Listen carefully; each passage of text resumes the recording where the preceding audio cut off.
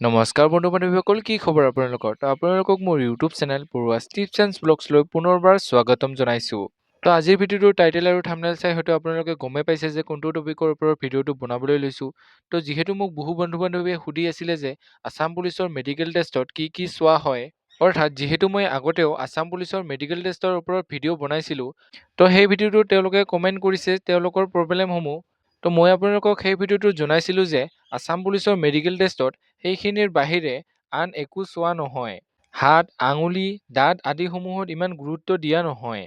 তো যিহেতু এইবাৰ বহুতো নতুন কেণ্ডিডেটে অনলাইন এপ্লাই কৰিছে আৰু তেওঁলোকে নেজানে, তো সেইবাবে হয়তো তেওঁলোকে জানিব বিচাৰিছে যে আছাম পুলিচৰ মেডিকেল টেষ্টত এইবোৰো চাই নেকি। তো আজিৰ ভিডিঅ'টোত আমি আছাম পুলিচৰ মেডিকেল টেষ্টৰ কি কি চোৱা হয় সেইখিনি ভালদৰে ডিছকাশ্যন কৰিম। আৰু এইটো ভিডিঅ' চোৱাৰ পাছত হয়তো আপোনালোকৰ আছাম পুলিচৰ মেডিকেল টেষ্টৰ ওপৰত আন কোনো কনফিউজন নাথাকিব। তো আছাম পুলিচৰ মেডিকেল টেষ্টত কি কি চেক কৰা হয়, তো আপোনালোকক এই ভিডিঅ'টিৰ যোগেদি জনাম। তো চাই যাওক ভিডিঅ'টো লাষ্টলৈকে।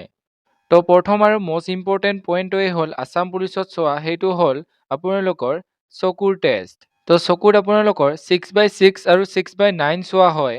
তাতে আপোনালোকৰ ডিষ্টেঞ্চ ভিজনটো চোৱা হয়। তো ডিষ্টেঞ্চ ভিজনটোত এনেকুৱা এখন চাৰ্ট থাকিব য'ত আপোনালোকে এটা চকু বন্ধ কৰি 10 ফুটমান আঁতৰৰ পৰা সৰুৰ পৰা ডাঙৰলৈকে বা ডাঙৰৰ পৰা সৰুলৈকে ক'ব লাগিব।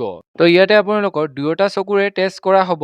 তো ইয়াতে যদি আপোনালোকে কোৱালিফাই হয় তেন্তে আপোনালোকৰ ইয়াৰ পিছত চেক কৰা হ'ব কালাৰ ব্লাইণ্ডনেছ টেষ্ট। তো কালাৰ ব্লাইণ্ডনেছ টেষ্টত আপোনালোকৰ স্ক্ৰীনত দেখুওৱাৰ দৰে কিছুমান ৰঙা, নীলা, হালধীয়া ফুট থাকিব আৰু তাতে কিছুমান সংখ্যা লিখা থাকিব। তো এই সংখ্যাখিনি আপোনালোকক ক'ব দিব। তো এই সংখ্যাখিনি যদি আপোনালোকে ক'ব পাৰে তেন্তে আপোনালোকক কালাৰ ব্লাইণ্ডনেছ টেষ্টত পাছ কৰাই দিয়া হ'ব, অৰ্থাৎ চকুৰ টেষ্টত আপোনালোকে কোৱালিফাই হ'ব। তো ইয়াৰ পিছত আপোনালোকৰ হ'ব নগ্নি বা ভৰিৰ টেষ্ট। তো ভৰিৰ টেষ্টত আপোনালোকৰ চোৱা হ'ব আপোনালোকৰ আঁঠু দুটা লগ লাগে নেকি, যাক আমি ইংৰাজীত নগ্নি বুলি জানো। তো প্ৰথমখন ছবিৰ দৰে যদি আপোনালোকৰ হয় তেন্তে নৰ্মেল, আপোনালোকক পাছ কৰাই দিয়া হ'ব। আৰু ছেকেণ্ডখন আৰু থাৰ্ডখনৰ দৰে যদি হয় তেন্তে আপোনালোকক ফেইল হোৱাৰ চান্স থাকে। তো সেইটো আপোনালোকৰ ইনচাৰ্জ ডক্টৰজনৰ ওপৰত নিৰ্ভৰ কৰিব। তো তেওঁলোকে পাছ কৰাই দিয়ে নে ফেইল কৰাই দিয়ে। তো আপোনালোকৰ যদি কাৰোবাৰ নগ্নি প্ৰব্লেম আছে তেন্তে আপোনালোকে চিন্তা কৰিব নালাগে, কাৰণ এই নগ্নি প্ৰব্লেমটো আমি এক্সাৰচাইজৰ দ্বাৰা ঠিক কৰিব পাৰোঁ। তো নগ্নিত আপোনালোকে পাছ কৰাৰ পিছত আপোনালোকৰ ভেৰিকোজ ভেইনৰ টেষ্ট হ'ব, য'ত আপোনালোকৰ ভৰিৰ শিৰবোৰ চোৱা হ'ব। তো যদিহে আপোনালোকৰ 3 নম্বৰ আৰু 4 নম্বৰ বা 5 নম্বৰ ভৰিখনৰ দৰে শিৰবোৰ তেৰা বেকাকে আৰু ফুলি ওলাইছে তেন্তে আপোনালোকক এই ভেৰিকোজ ভেইনত ফেইল কৰাই দিয়া হ'ব। তো এই ভেৰিকোজ ভেইনটো ৰেয়াৰ প্ৰব্লেম হয়। তো ইয়াতে বেছিভাগ কেণ্ডিডেটে পাছ কৰে বা কোৱালিফাই হয়। আহি থকা কমেণ্টটোৱেই হ'ল টেটু থাকিলে আছাম পুলিচৰ মেডিকেল টেষ্টত কিবা প্ৰব্লেম হয় নেকি, অৰ্থাৎ ইয়াতে ৰিজেক্ট কৰে নেকি। তো আপোনালোকক জনাই থওঁ যে আছাম পুলিচৰ মেডিকেল টেষ্টত টেটুক লৈ কোনো প্ৰব্লেম নাই, লাগিলে টেটুটো ডাঙৰেই হওক বা সৰুৱেই হওক। তো আপোনালোকে আছাম পুলিচৰ মেডিকেল টেষ্টত টেটুক লৈ একো চিন্তা কৰিব নালাগে। তো এতিয়া আহিছোঁ চবতকৈ ডাঙৰ কোৱেশ্চন, যিটো সকলোৱে জানিব বিচাৰে যে আছাম পুলিচত চেক কৰা হয় নেকি, অৰ্থাৎ আছাম পুলিচৰ মেডিকেল টেষ্টত প্ৰাইভেট পাৰ্ট চেক কৰা হয় নেকি। তো আপোনালোকক জনাই থওঁ যে আছাম পুলিচৰ মেডিকেল টেষ্টত প্ৰাইভেট পাৰ্ট চেক কৰা হয় কিছুমান ক্ষেত্ৰত আৰু কিছুমান ক্ষেত্ৰত নহয়। অৰ্থাৎ আছাম পুলিচৰ মেডিকেল টেষ্ট কেণ্ডিডেট আৰু মেডিকেল টেষ্টৰ ডক্টৰজনক লৈ হয়।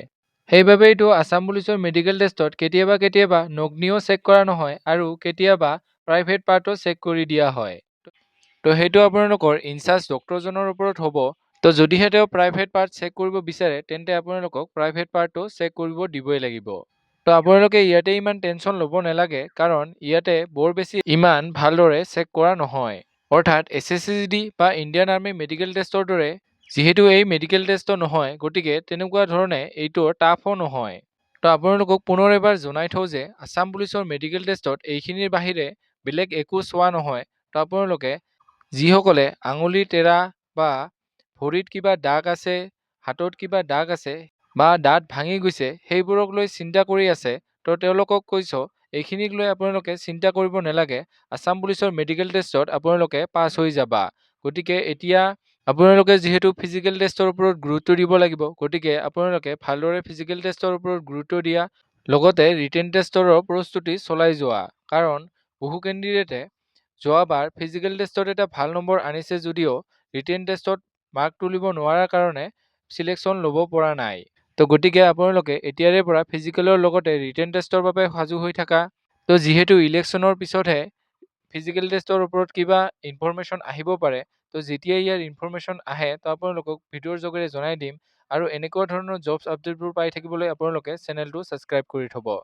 তো এইখিনি আছিল আজি ভিডিঅ'। যদি ভিডিঅ'টো চাই ভাল পালে তেনেহ'লে লাইক কৰিব, কমেণ্ট কৰিব, বন্ধু বান্ধৱীসকলৰ লগত ভিডিঅ'টো শ্বেয়াৰ কৰিব, যাতে তেওঁলোকে ইনফৰমেশ্যনটো পাব পাৰে। তো আজিলৈ ইমানেই। জয় হিন্দ, জয় আই অসম।